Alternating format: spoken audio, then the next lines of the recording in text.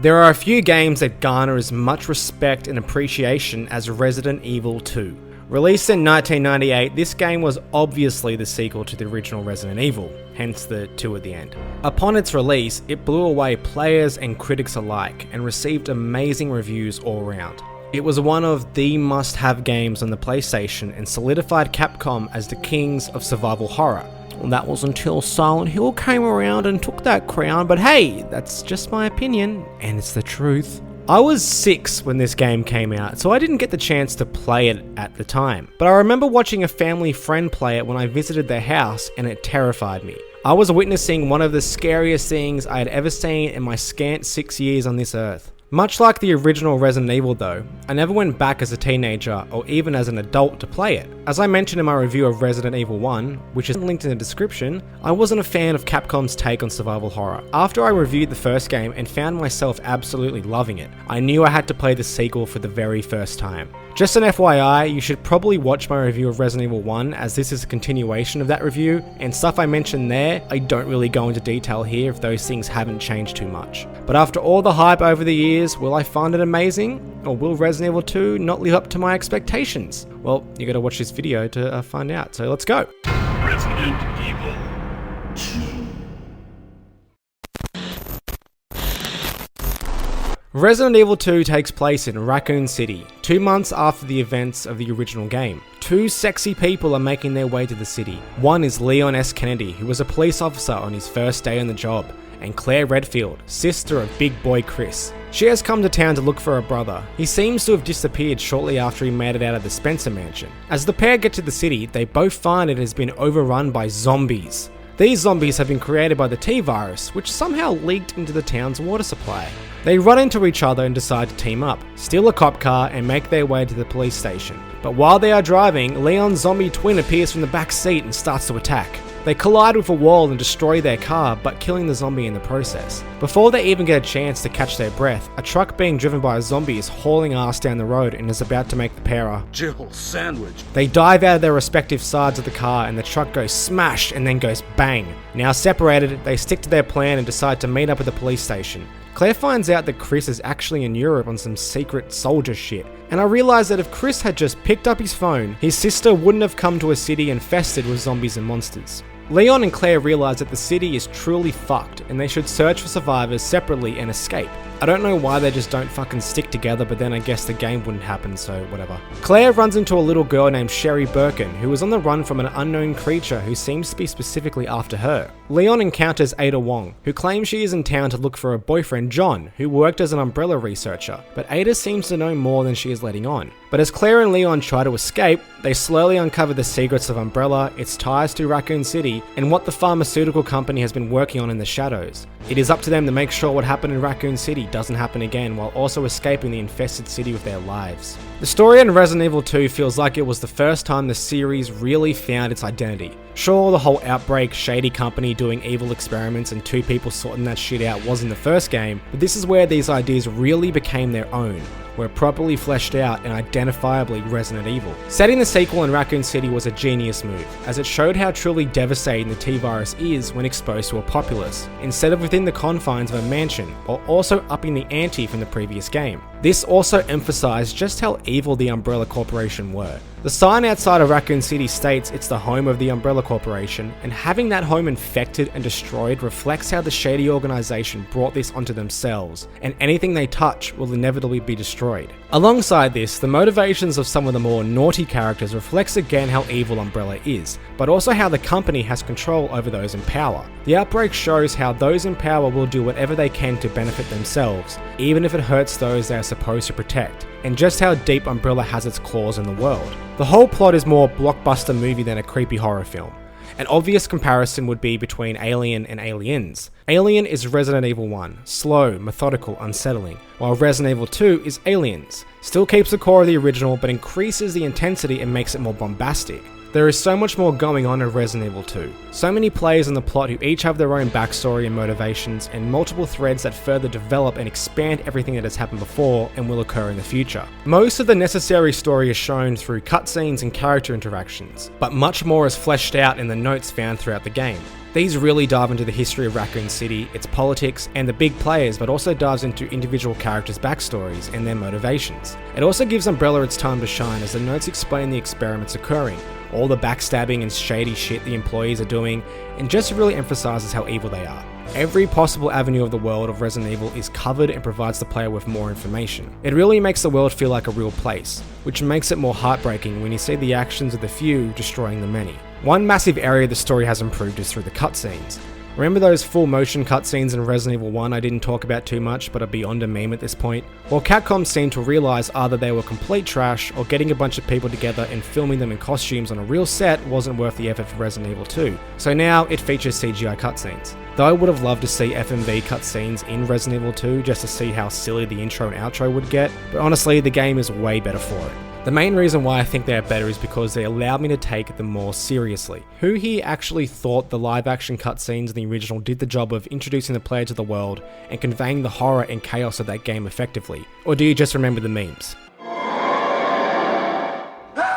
Joseph! So when I booted up this game and saw the new cutscenes, I thought, oh shit, Capcom is taking the story seriously now. Cool, I guess I will too. I don't doubt seriousness and scares were the intention behind the FMVs in the original, but I am glad Capcom corrected that mistake to make the introduction of the game more engaging and less comedic. The CGI cutscenes also allowed the devs to show stuff they could not afford to do if it was live action. Mainly the whole scene where Leon's zombie twin attacks the pair in the police car and all the bullshit that ensues after that. Capcom would have needed to fork out some serious money to film that in live action. But the line delivery is still a bit weird and off. One line that comes to mind is when Leon gives Claire a gun. There's a gun inside. Better take it with you. But these are nothing compared to... No! Don't go!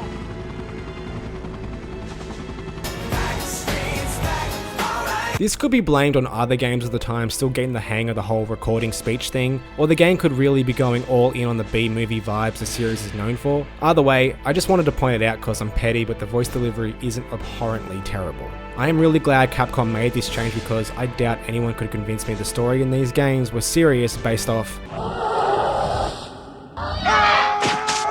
The characters also feel like actual characters in Resident Evil 2 as opposed to planks of wood who struggle to say words in a way that didn't come across like they were robots. Claire is easily my favourite of the two. She is a caring and empathetic person who will do whatever it takes to help others, but she isn't afraid to call someone out on their shit either, and will stand her ground when she believes in something or wants to protect someone. She also acts as a mother figure to Sherry, as her biological mother is, well, busy.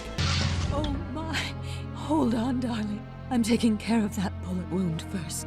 Stay here. Thank God for my reefer, man. This shit good. The dynamic between her and Sherry shows Claire's softer side, while her encounters with everyone and everything else in the game shows how tough and determined she is. Leon, on the other hand, is a lovable buffoon who wants everyone to take him seriously. He is a rookie cop in a new town, and even though some shit is figuratively, and probably literally in some cases, hit the fan, he still tries to be a police officer. He still believes law and order needs to remain in chaos, but also he believes officers are someone you can trust, and also offers safety and reassurance. That is, at least in the world of Resident Evil. So he tries to convey that when he meets others. This whole cop shtick usually gets him made fun of by other characters, as they believe his whole ideology doesn't really gel well with the whole zombie outbreak society falling apart thing. You can't really arrest and prosecute a zombie. Even though this happens, he doesn't buckle, and tries his best to do his job because he may be the last cop in the city, and to Leon, that means something. It is his responsibility to look after others, and he owes that to his comrades and to himself. The fact that I had such a takeaway from these characters shows how much the writing and character development improved from the original to the sequel. Though Jill and Chris are iconic characters, they really became the characters we know from their actions in later titles. They were just memes in the original. On the other hand, Claire and Leon filled their iconic roles from their first appearance in this game, because the writers took the time to flesh them out and make them actual characters. And even though I roasted it a bit before, the voice acting has greatly improved as well. Lines still come across as stiff and weird sometimes, but the vast majority are actually good and when needed, convey the appropriate emotions. I'm glad Capcom didn't dive into the whole shit voice acting like in the first game, and decided to really focus on improving it, because I believe it is one of the biggest reasons why I enjoy the characters and could take them and the story itself seriously. Overall, the plot, the characters, all that jazz is a major improvement, and I absolutely loved it. You're not going to get the Citizen Kane of zombie games, but you are going to have a fun and sometimes emotional time, and you will get to experience the moment when Resident Evil truly became Resident Evil.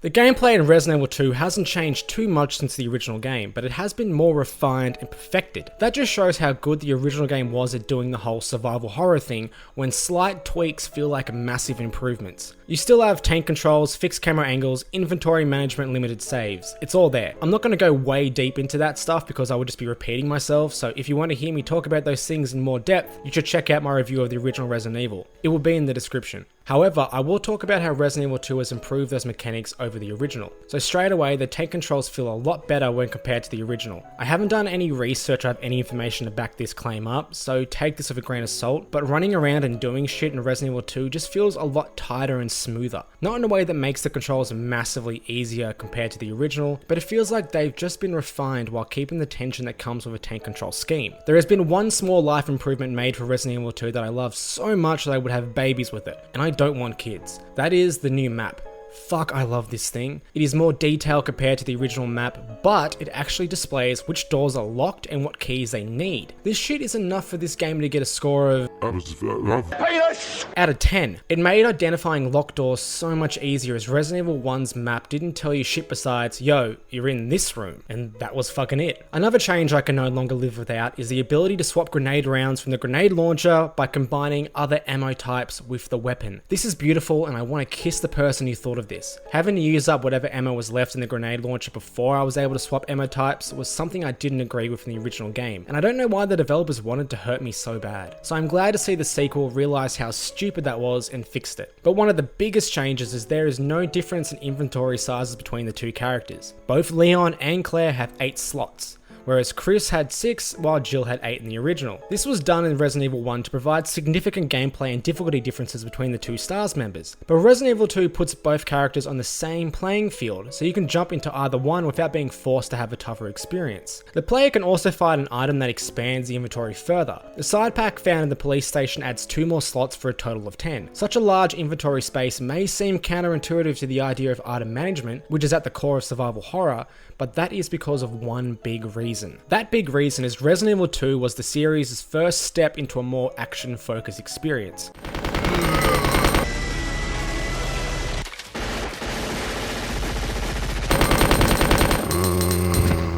It isn't balls to the wall action like Resident Evil 6, but the game definitely started flirting with the idea. From the get-go, you can see a clear contrast between the original and the sequel. In Resident Evil 1, the first moments the player got to control the character were pretty chill. It allowed the player to become accustomed with the game while getting that story going and added some of that sweet and sexy tension. But Resident Evil 2 on the other hand is like, bitch run, shit is on fire, zombies are everywhere, look at all the dead bodies and chaos, don't just stand there motherfucker, kick those foot Ferraris into gear and move! This game ain't fucking around and the rest follows suit. Unlike the first game where you would encounter like a max of 3 enemies at once, and don't quote me on this by the way, but in Resident Evil 2 you can run into 7 or more enemies in one screen or one area. And the new enemies, which I will get into later, also feel designed for a more action focused title throughout their movement abilities and attacks alongside their increase in numbers. The setting of an apocalyptic city and a police station also feel ripped straight out of an action film. The game overall is larger and grander and has the feeling of a blockbuster movie, which is way different compared to the foreboding and isolating atmosphere of the original game. That is not me saying this game is any less survival horror or tense. The game does slow down and goes back into being the spooky shit we know and love, but it just takes a different route while maintaining the fundamental philosophies of the survival horror genre. As I mentioned before, the inventory has also been tweaked to accommodate for a more action-focused title, hence why there are now 8 to 10 inventory slots. Because you are forced to face off against more enemies, you are going to need more weapons, ammo, healing items, and saves. The game gives the player these extra resources, so the inventory is expanded to allow that, but it is also balanced. You are not going to be walking around packed with ammo and healing items, because you will need more stuff irregularly. Your inventory can and will get full pretty quickly, and because you may be using more resources, you will also run out of them quicker. This small tweak allows the game to remain a bit more action focused while also not taking away the inventory and resource management this series is known for. The only negative I can think of with this change is ink ribbons are abundant. I never felt like the game put me in a situation where I couldn't save, or where I ran the risk of replaying large chunks of the game if I died. I had ink ribbons coming out of every hole in my body, and yes, every hole.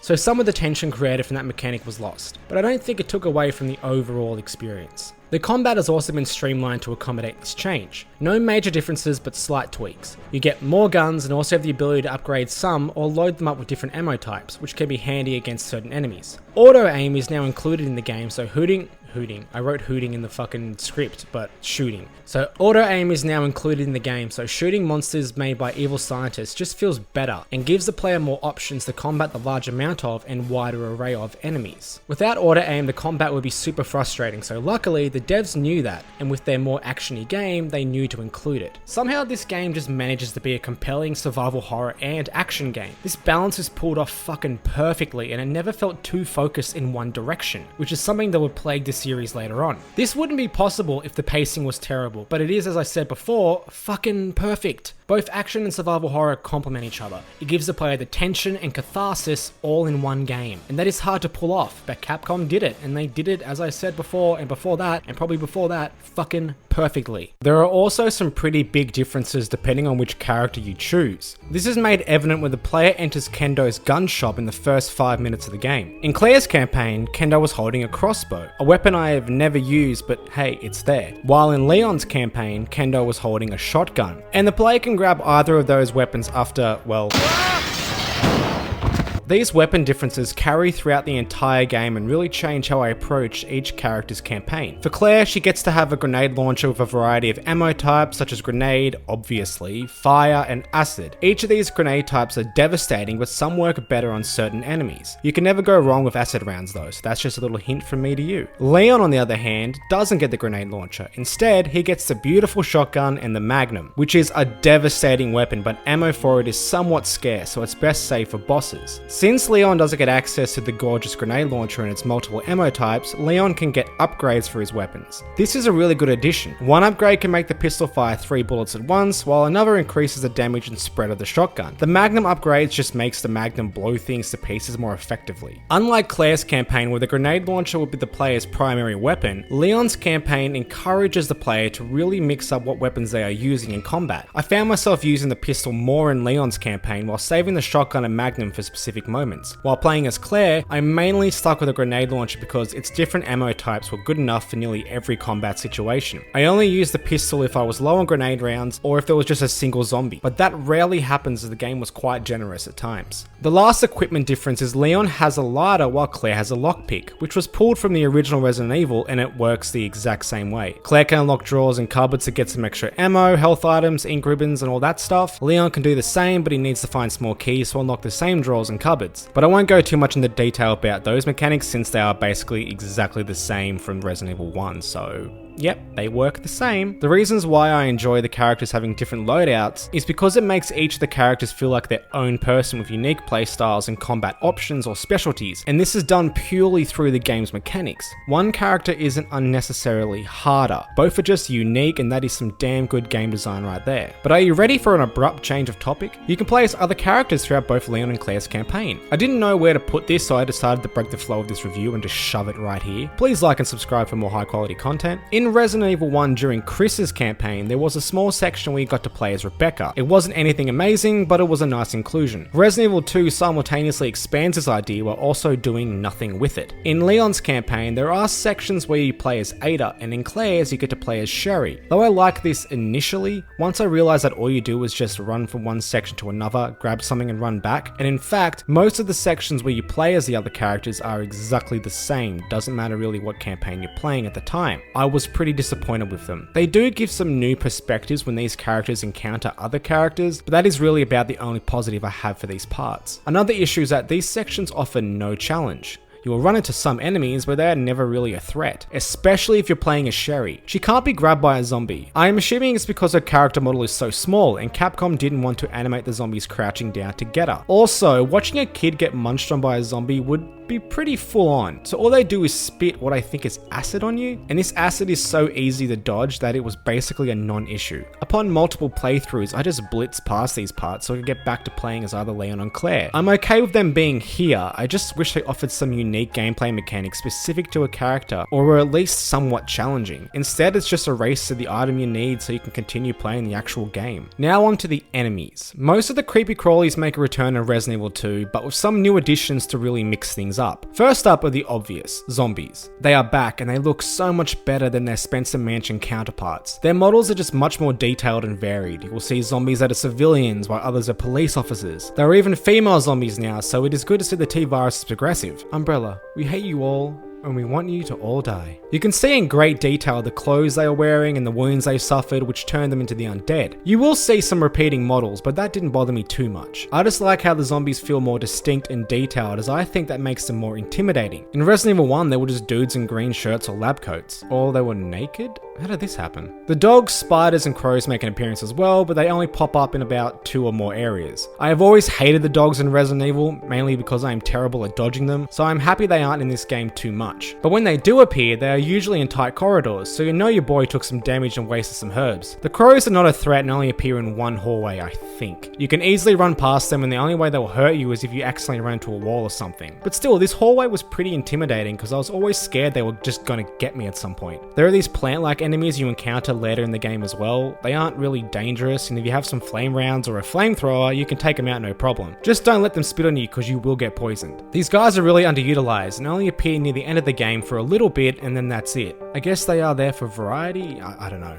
The spiders appear in the sewers, and just like the crows, they aren't really a threat either. The only threatening thing about them is that they spit on you. But they only happened to me once in all of my 4 playthroughs of this game, and I had to run past them loads of times. Even if they do poison you, the devs put blue herbs nearby, so you aren't really in that much trouble. But they do scare the shit out of me though. I really don't like spiders, and seeing these large fucking things running towards me gives me the creeps. Hunters do not make an appearance this time around, and thank God for that, because I always get fucking killed by them. But they have been replaced with the iconic licker. They first make an appearance when you are casually walking into another room and you see one dart across a window. Pretty spooky. Then, in an awesome cutscene, you see one crawling on the roof, pull out a tongue that would make Gene Simmons jealous, and drop onto the ground right in front of the player. These fuckers are tough. They move really fast, can walk on the ceiling, love jumping around, and can use their enormous tongue for some long-range attacks. Basically, these dudes have every front covered. Dealing with one is pretty easy, and if you have the necessary equipment handy, but sometimes you will run into a group of lickers, and this can quickly lead to the "you're dead" screen. But they do have one major weakness: they are blind. So you can avoid getting attacked by them if you just slow down and walk past them quietly. This can be pretty difficult in tight corridors, or when there is broken glass on the ground, which if you walk on, it will alert them. But I love that an enemy in this game can be approached differently instead of either fighting them or just sprinting past them. I wish more enemies were like this. Lickers are easily the standout enemy in the game. They are fast, dangerous, and their designs are so damn cool. They look slimy and gross, which makes them a bit more creepy. I don't know, just wet things unsettle me. There is a reason why the licker has become so iconic, and that is because they look so fucking badass and their tongues just make them super unsettling and creepy. There is only one more enemy I want to talk about that only appears in Scenario B. That is the trenchcoat wearing, fedora tipping milady himself, Mr. X. He is a big dude that towers over the player and appears in several scripted moments throughout the game. Even though his appearance is scripted, the player never knows which moments he will actually rock up in during their first playthrough. The big guy can hit pretty hard, but he's also pretty slow and his attacks have a long wind up, so he is pretty damn easy to dodge and run away from. And this is where I get into my major problem with him. Mr. X isn't really a threat. He is super easy to avoid, and if you run into another room, he doesn't chase you. He just gives up. But if you want to fight him, the game gives you more than enough resources to deal with him, but if you do kill him, you will get some bonuses, so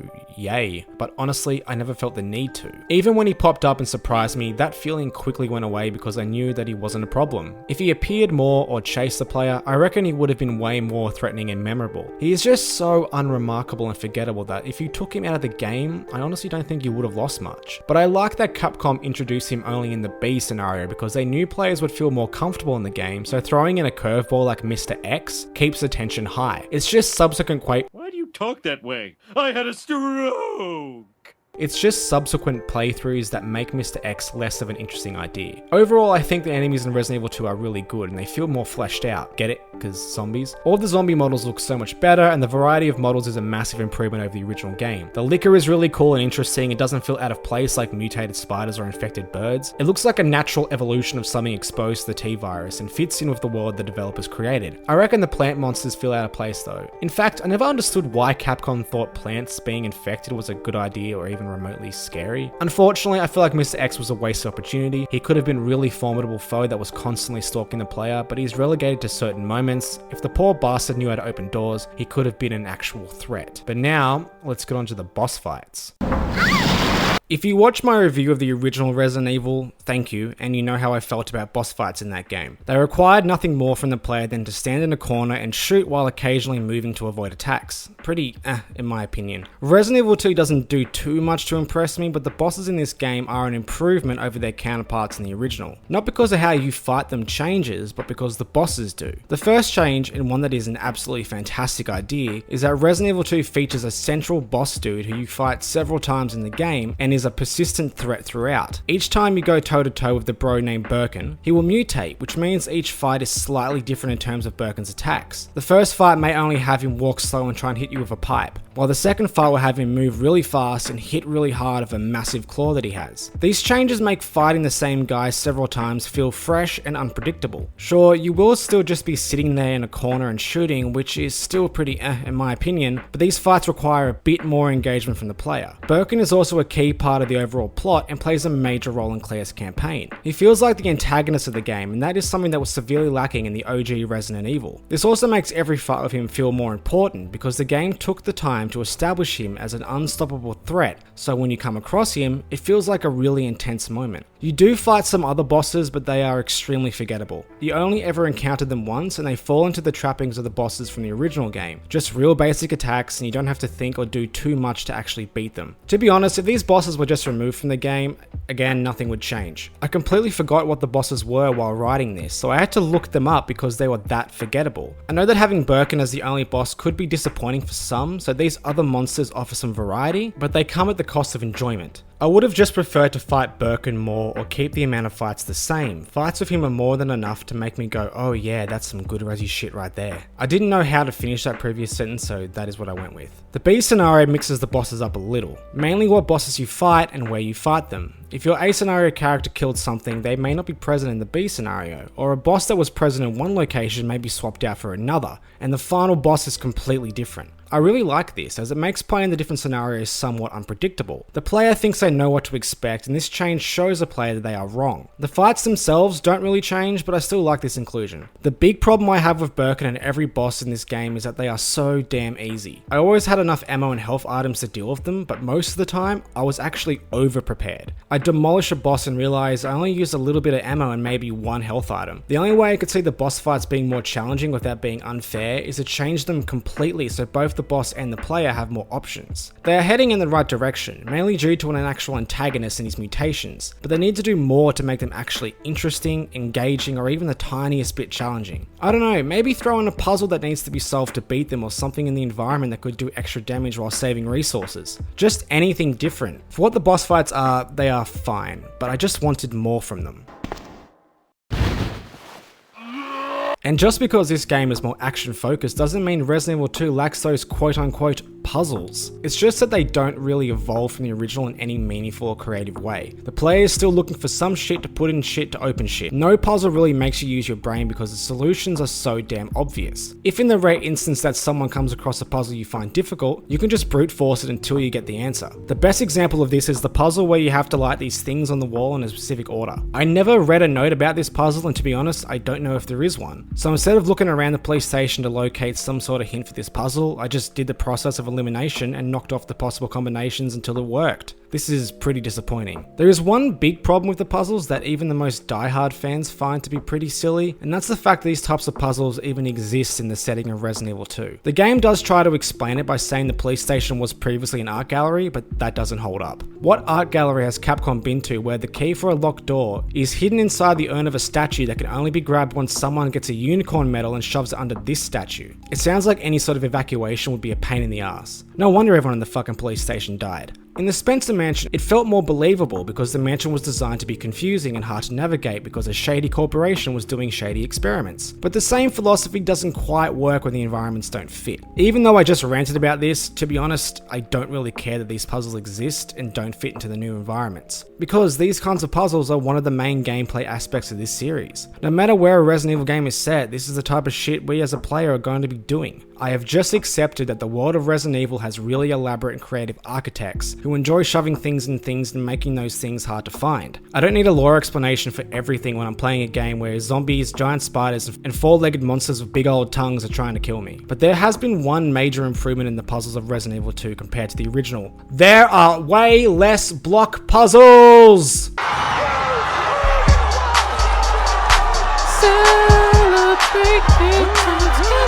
I think there are only 3 block puzzles in the entire game, and they aren't as slow and annoying as this fucking thing. I would vastly prefer if there were no block puzzles because they bring the game's pacing down to a crawl, but deciding to have less is a fucking win in my books. But if you plan on doing both scenarios, you will be pushing these boxes a lot, so just be prepared for that. The way we are going, there could be no block puzzles in Resident Evil 3, so if so, that is my favourite game in the series purely based on that. I wish the puzzles required more from the player, and since this game is action focused and encourages multiple playthroughs, I understand why they are pretty simple. It is to keep the pacing flowing and not have any major slowdowns or roadblocks. The game is constantly leading the player from one place to another, from one set piece to the next story development, and I am a massive fan of that. Having to sit there and fuck around with a puzzle would kind of ruin that awesome pacing. Well, I hope that this is the reason why the puzzles are the way that they are, but at this point I'm just accepting that Resident Evil doesn't have good puzzles.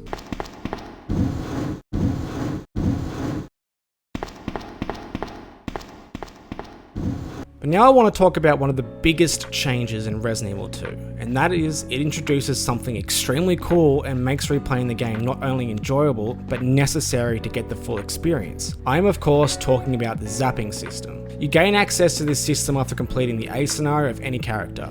Once this is done, a new save file will appear for the other character labelled B scenario. Actions done in the A scenario will affect events in the B scenario. For example, if you take the S machine gun and side pack, which expands your inventory in the A scenario, they will not be available for the other character in the B scenario. Or if you kill the alligator in the sewer in A, he won't appear in B as, well, he's already dead. But if you don't, he will appear in B. There are a total of 9 instances in Resident Evil 2 where the player's decisions in one scenario will affect the other. The B scenario is also different in terms of gameplay and story too. You will get slightly different cutscenes, story beats, and gameplay objectives depending on the scenario because you are playing as the other character, but in the same story, if that makes sense. Some puzzles and boss encounters will also be different and you will get to explore some new areas. But the biggest reason to play the other scenario is to get the full story and find out what the other characters were doing while you were running around in the A scenario. And as I said before, Mr. X's appearance in the B scenario makes it unpredictable, as you never know when he'll crash through a wall and fuck up your day. Granted though, that rarely happens. This is a fantastic system for a few reasons. One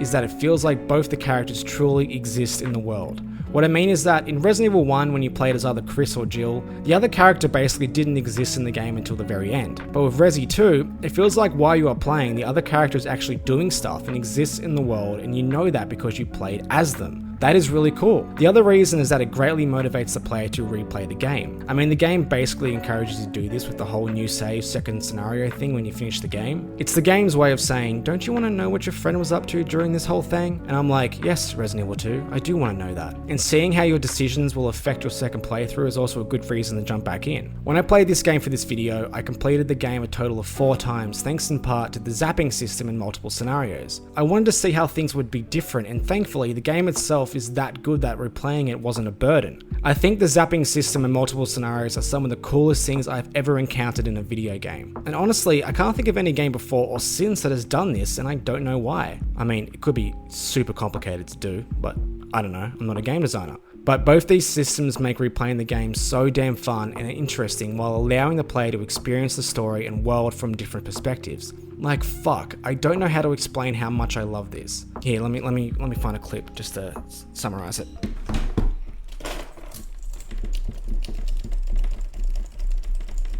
Oh,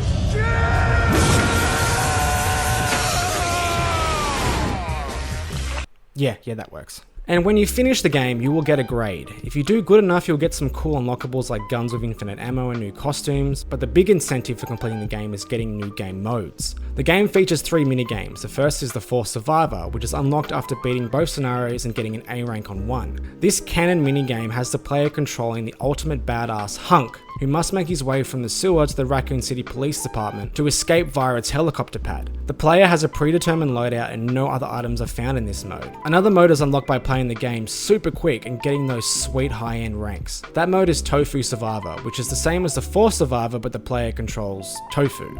Cool. This mode is harder than the Forced Survivor because society is discriminatory against sentient tofu. The last extra mode is Extreme Battle. The player gets to choose between Leon, Claire, Ada, and Boulder Boy on a European vacation, Chris Redfield, who are tasked with surviving a long gauntlet of enemies while gathering 4 antivirus bombs which will be used to make the zombies go boom boom. Much like the fourth and Tofu Survivor, the player has limited items, but unlike those modes, Extreme Battle has 3 different levels of difficulty, which makes items harder to come by, while also adding new enemies. These extra modes and unlockables really added to the overall value of Resident Evil 2. Games these days would lock all these things behind a paywall, but back in the day, you had to unlock that shit by playing the game and playing it well. Extra modes are always something I like, but the big bonus from Resident Evil 2 is that they are actually fun as well. The unlockables also add to the replay value, because who doesn't want to go through a game with a rocket launcher with unlimited ammo and absolutely destroy every monster that gave them a hard time when they first started playing? I had to find footage of this as I was nowhere near good enough to actually unlock that. This game just gives the player so many incentives to keep playing because they are constantly rewarded, and I really fucking appreciate that. I really believe unlockables are one of the forgotten cores of survival horror, and more games should have them.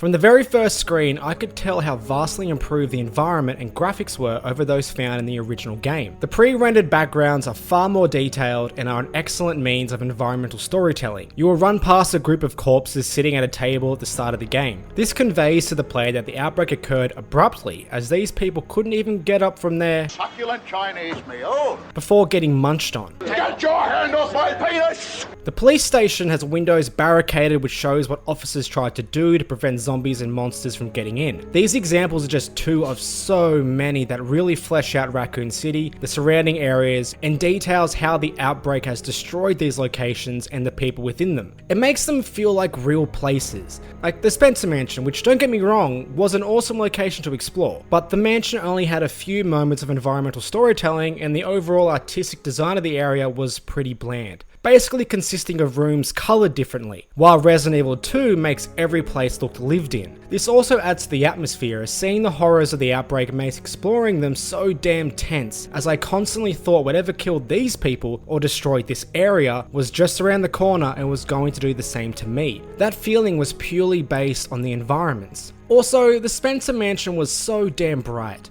I do think that horror can be set in well-lit locations, but that needs to be constantly thought about when the devs are working on the game so that it can add to the experience. In my opinion, that wasn't the case for the Spencer Mansion. Thankfully, Resident Evil 2's lighting is more varied. The outside is dark and spooky, while indoor areas may have lights working or they may not. The lighting makes the atmosphere thick and also differentiates areas. Some places which have not been completely taken over by the outbreak are well lit, while the opposite areas are usually dim or dark. I am so happy Capcom decided to make this change because the lighting in the original game was one of my least favourite parts of that title. The environments overall are just a fucking vast improvement and really elevated my experience and tension the game made me feel. I wanted to explore every area because I enjoyed how fleshed out and detailed they were, and that is a sign of good environmental design and environmental storytelling. The character models also received a massive improvement. For this section, I am just going to talk about playable characters and NPCs, as I'll talk about the enemies in the section where I,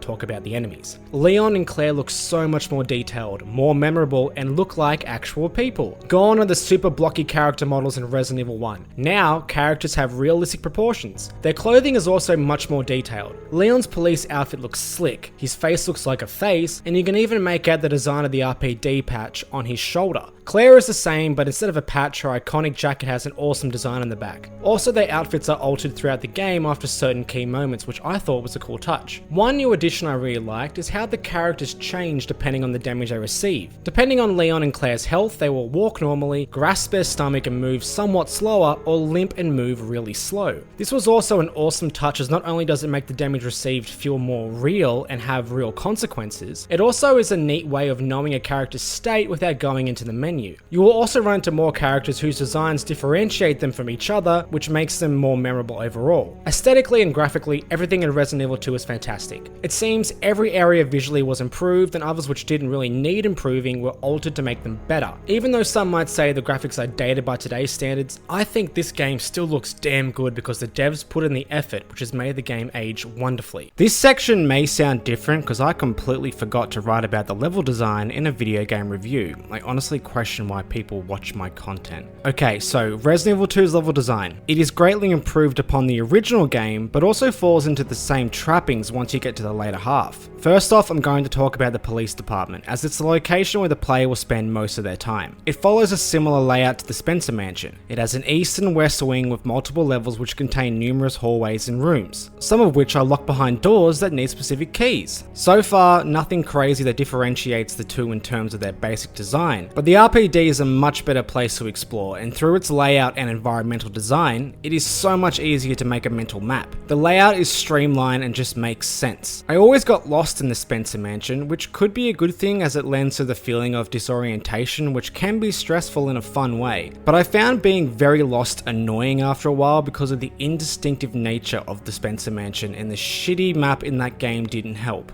RE2 completely solves that problem. When I first started, I was lost and confused as I felt when I first set foot into the mansion, but after a few hours, I knew the RPD like the back of my hand. It made me feel like I had conquered a really difficult part of the game, and that feeling was super rewarding. The RPD is an awesome place to explore, and though it isn't as open-ended as the Spencer Mansion in terms of where the player can go and what they can do at what time, it more than makes up for it through its environmental storytelling and cleaner layout. Unfortunately, the rest of the areas in Resident Evil 2 fall into the same issues as the original game. In the later half of the game, the player will explore the sewers, a factory, and an Umbrella lab located underneath Raccoon City. Though these locations still implement the fantastic environmental storytelling found in the police station, the game becomes a straight line to the finish once you leave the RPD. This was an issue in the original, and I found it odd that Capcom didn't fix this problem in the sequel. It's just a weird contrast. It's like the devs encourage the player to take their time, explore, and soak in the atmosphere during the first half of the game, but push the player to get to the credits as fast as they can during the second half. Thankfully, the later half of the game is still fucking awesome, so its linearity doesn't take away from the overall experience. But it could have been awesome if the level design continued to be open-ended, because exploring locations such as that is much more fun and engaging, and the thrill of conquering that puzzle is exhilarating. And it would also make subsequent replays so much more fun.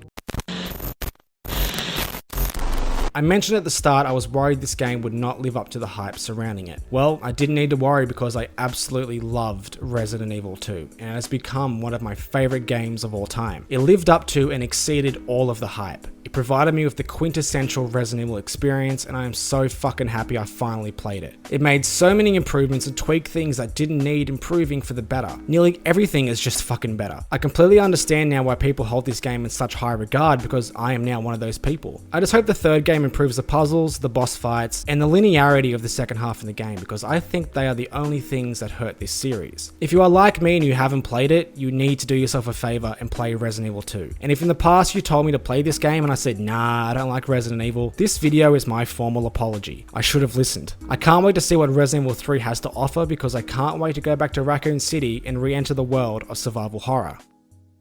Thank you so much for watching this video. I have been working on this review for a long fucking time, and I'm so glad it's done. If you did like this video, please like, comment, and subscribe. All of that really helps the channel grow. And if you feel like it, you can support the channel on Patreon as well. For as little as $1, you get access to my videos one day early and my Discord. Higher contributions give you access to a monthly Q&A video where you can ask me all your burning questions about really anything that you want. Big thanks to Devin John Malone, Colby Ball, Sam Barclay, Sleight of Tongue, and Walter for supporting me on Patreon. I will see you guys in the next video, and hopefully my next review won't take this long. Seriously, I've been working on this since like before Christmas.